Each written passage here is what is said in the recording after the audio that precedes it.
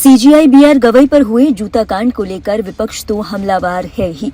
इसी बीच उन पर कानूनी कार्रवाई की भी तेजी से मांग उठ रही थी। शुरुआत में खबर थी कि हमला करने वाले वकील राकेश किशोर पर कोई सख्त एक्शन नहीं लिया गया, उन्हें पूछताछ के बाद छोड़ दिया गया। यही नहीं, जिन लोगों ने इस घटना को लेकर सीजीआई गवई पर आपत्तिजनक टिप्पणी की, अभद्र भाषा का उपयोग करते हुए सोशल मीडिया पर तमाम तरह की टिप्पणी की, उनके खिलाफ भी कोई एक्शन नहीं लिया गया। हाल ही में खबर आई थी कि सीजीआई गवई पर हुए हमले पर विवादास्पद टिप्पणी करने वाले अजीत भारती नाम के शख्स को यूपी पुलिस ने तलब किया था। बताया गया कि इस पूछताछ के दौरान उनसे सभी ट्वीट डिलीट करा दिए गए।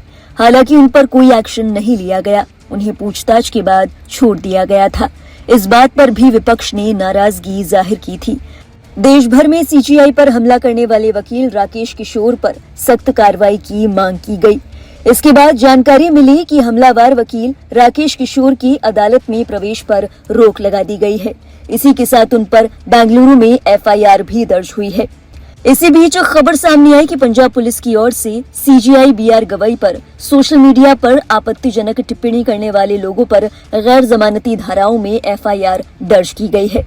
सीजीआई को निशाना बनाने वाली आपत्तिजनक और अवैध सोशल मीडिया सामग्री पर सख्ती बरतते हुए पंजाब पुलिस ने बुधवार को राज्य के विभिन्न जिलों में मिली अनेक शिकायतों के आधार पर 100 से अधिक सोशल मीडिया खातों के खिलाफ एफआईआर दर्ज की है। पंजाब पुलिस के प्रवक्ता ने इस मामले में बात करते हुए बताया कि सीजीआई को निशाना बनाने से जुड़ी सोशल मीडिया पोस्ट की जांच करने के बाद कानून के तहत प्राथमिकियां दर्ज की गई है। प्रवक्ता ने बताया कि गंभीर अपराधों से संबंधित प्राप्त जानकारी के आधार पर अनुसूचित जाति एवं अनुसूचित जनजाति अत्याचार निवारण अधिनियम 1989 की धारा 3(1)R, 3(1)S और 3(1)U के साथ भारतीय न्याय संहिता की विभिन्न धाराओं, जिनमें धारा 196, 352, 353(1), 353(2) और 61 के अंतर्गत विभिन्न थानों में एफआईआर दर्ज की गई है। उन्होंने बताया कि कानून के अनुसार इन एफआईआर की आगामी जांच जारी है। पंजाब पुलिस के इस एक्शन के बाद कई लोगों की नींदें उड़ गई। सोशल मीडिया पर छाती ठोककर चीफ जस्टिस पर हुए हमले को सही ठहराने वाले, उन पर आपत्तिजनक टिप्पणी करने वाले लोग अब कानून की दुहाई दे रहे हैं। सीजीआई पर हमले को सही बताने और उन पर विवादास्पद टिप्पणी करने वालों में अजीत भारती का नाम भी शामिल है। भारत के मुख्य न्यायाधीश बीआर गवई पर जूता फेंकने के प्रयास के मामले में सोशल मीडिया पर कथित भड़काऊ टिप्पणी करने वाले यूट्यूबर अजीत भारती से मंगलवार को नोएडा पुलिस ने पूछताछ की थी। नोएडा कोतवाली सेक्टर 58 और एसीपी कार्यालय में करीब 1 घंटे चली पूछताछ के बाद उन्हें छोड़ दिया गया था। इसी बीच अजीत भारती की ओर से सीजीआई गवई पर की गई तमाम विवादास्पद टिप्पणी के पोस्ट भी सोशल मीडिया से नदारद थे। हालांकि पंजाब पुलिस के इस एक्शन के बाद अजीत भारती ने कानून की दुहाई दी है। उन्होंने अपने सोशल मीडिया हैंडल से पंजाब पुलिस के इस कदम को फ्रीडम ऑफ स्पीच राइट का हनन बताया है। इस मामले में उन्होंने पीएम मोदी से गुहार भी लगाई है। अजीत भारती ने अपने सोशल मीडिया हैंडल एक्स से लिखा, प्रिय प्रधानमंत्री नरेंद्र मोदी, पंजाब के मुख्यमंत्री ने कई जिलों में सैकड़ों सोशल मीडिया हैंडल्स पर गैर जमानती धाराओं में एफआईआर करवाई है। इस एफआईआर का इन सारे हैंडलों पर जो प्रभाव पड़े, परंतु आप याद रखिएगा कि इस कानून को हथियार बनाने में आपकी सबसे बड़ी भूमिका रही है। यदि सीजीआई पर किसी ने टिप्पणी भी की है तो पंजाब सरकार का लोकस क्या है? क्या मैं पंजाब में हूँ? क्या गवई या सुप्रीम कोर्ट पंजाब में है, या केवल ये कि पंजाब सरकार के पास पंजाब पुलिस है? इस कानून की आड़ में ब्राह्मणों और सवर्णों के नरसंहार की खुली धमकियां दी जा रही है। सुप्रीम कोर्ट परिसर से वकील सवर्णों की चमड़ी के जूते बनवाने की बात कर रहा है और साथ ही वो अपने दलित होने की भी चर्चा करता है। राजनीतिक विवशताओं की चक्की में यदि आपको इस तरह से पिसते लोग नहीं दिख रहे क्योंकि उनकी संख्या से आपको या आपकी पार्टी को असर नहीं पड़ता, तो एक बार बोल दीजिए। यदि आप सीजीआई पर बोल सकते हैं तो सवर्णों के नरसंहार की बात पर आपकी पूरी पार्टी से कोई भी बोलने वाला क्यों नहीं है? क्या सारे सवर्ण आत्मदाह कर लें या लिखना बोलना छोड़ दें?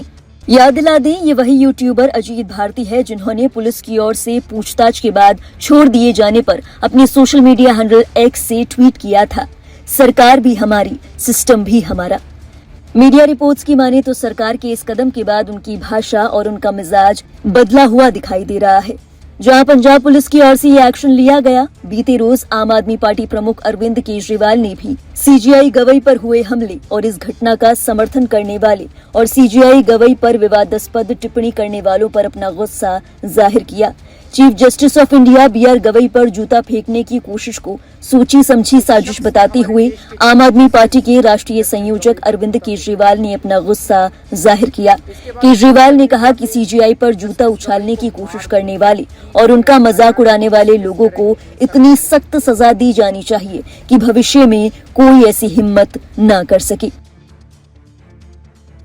नमस्कार दोस्तों, हमारे मुख्य न्यायाधीश chief justice of India justice Gavai पर जूता फेंकने की घटना ने पूरे देश को झकझोर के रख दिया है। एक शख्स ने हमारे देश के चीफ जस्टिस गवई पर जूता फेंकने की कोशिश की। इसके बाद सोशल मीडिया पे जस्टिस गवई को मारने, पीटने और न जाने किस किस तरह की हिंसा करने की ढेरों धमकियां दी जाने लगी। अलग अलग तरीके से उनका अपमान किया जाने लगा। इन लोगों ने ना ही जूता फेंकने वाले के खिलाफ कोई कार्रवाई की और ना ही धमकियां देने और अपमान करने वालों के खिलाफ इन लोगों ने कोई कार्रवाई की। ऐसा लगा जैसे ये सब एक सुनियोजित सिस्टमैटिक तरीके से किया गया एक षड्यंत्र है। इस घटनाक्रम के जरिए इन लोगों ने समाज के दो तबकों को बहुत कड़ा संदेश देने की कोशिश की है। एक दलित समाज और दूसरी न्यायपालिका। जस्टिस गवई दलित समाज से आते हैं। इन लोगों को यह बिल्कुल बर्दाश्त नहीं हो रहा कि दलित समाज से कोई व्यक्ति अपनी मेहनत और लगन से न्यायपालिका की टॉप पोस्ट तक कैसे पहुंच गया। क्या ये इनकी हरकतें दलित समाज को डराने और अपमानित करने की कोशिशें नहीं है? इसके बाद एक आम दलित किससे न्याय की उम्मीद करेगा? क्या इससे दलितों पर अत्याचार करने वालों और उनसे नफरत करने वालों के हौसले बुलंद नहीं होंगे? इस पूरे घटनाक्रम से देश की न्यायपालिका को क्या संदेश गया है कि अगर देश के मुख्य न्यायाधीश पे हमला करने वालों पर कोई एक्शन नहीं हुआ तो दूसरे जजों को कौन बचाएगा? फिर इस घटना के बाद कोई भी जज न्याय के हक में और इन लोगों के खिलाफ ऑर्डर करने से घबराएगा। उसे लगेगा इसी तरह उस पर भी हमला हो सकता है और हमलावर का कुछ नहीं होगा। उसे लगेगा उसके और उसके परिवार को सोशल मीडिया पे धमकियों और अपमान का सामना करना पड़ सकता है और जज को बचाने वाला कोई नहीं होगा। क्या यह पूरे देश की न्यायपालिका को डराने और उनको काबू करने का एक षड्यंत्र तो नहीं है?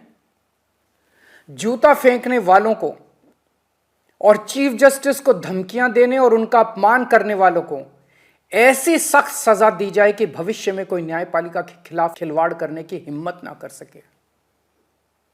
चुनाव आयोग, मीडिया और विपक्ष के बाद अब ये न्यायपालिका की आवाज को दबा के पूरे लोकतंत्र को खत्म करना चाहते हैं।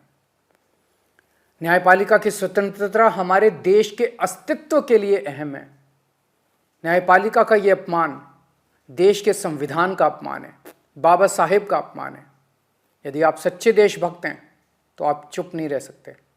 बोलिए, उठिए और न्याय की रक्षा के लिए आवाज उठाइए। मेरी तरह आपका भी खून जरूर खोल रहा होगा।